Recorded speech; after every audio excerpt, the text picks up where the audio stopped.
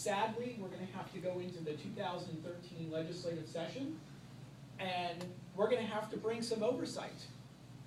We cannot have people who don't care about this community, who are only looking to put money into their own pockets, who give nothing back, who've never given anything back to this community.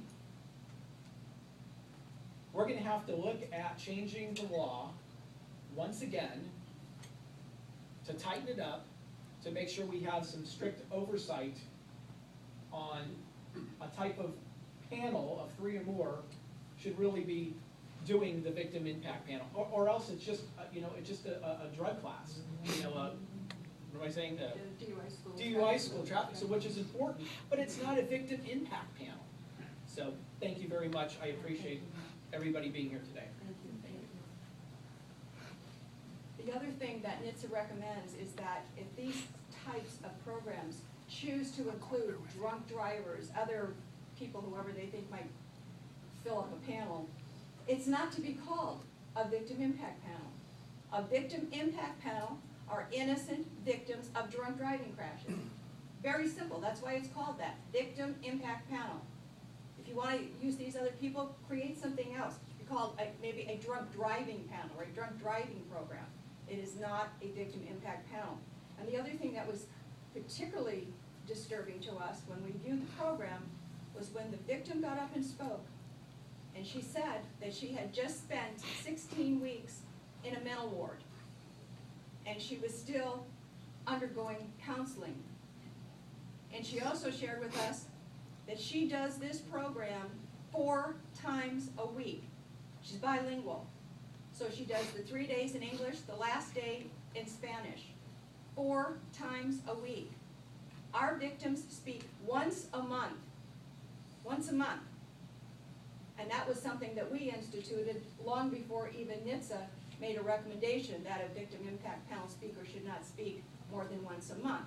This is incredibly emotional, and it takes a tremendous toll on a person when they're doing that. But our victims are so committed and so dedicated to doing that because of what we're trying to achieve. Oh, and I also wanted to point out, there was 10 of us who attended that program that night. About 4 days later, we received this in the mail. This is what we received in the mail from New Beginnings. It's a padded bill for $300. $300. We were sent a bill from New Beginnings because we attended the program. They were charging $25 a person, which should have been $250, but they saw fit to pad the bill for $300. Of course, there was no discussion of this before we went into the program. So they're charged 9 victims. They were charging DUI victims to actually sit in that program.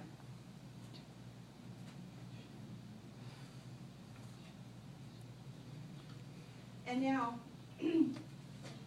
I think it's very clear that when you are utilizing, for lack of a better term, a DUI victim, truly the term should be exploiting. You don't have a DUI victim do these kinds of things 4 times a week.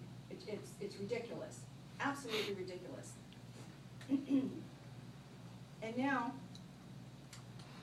I would like to bring up other people that were with us that night. They're all very, very adamant in what they have to say to you. And I would like to bring them up, and each one's going to introduce themselves, and they're just going to give you a brief synopsis of what their concept was of when they attended that program. So if all of you that were there that evening would just come up here,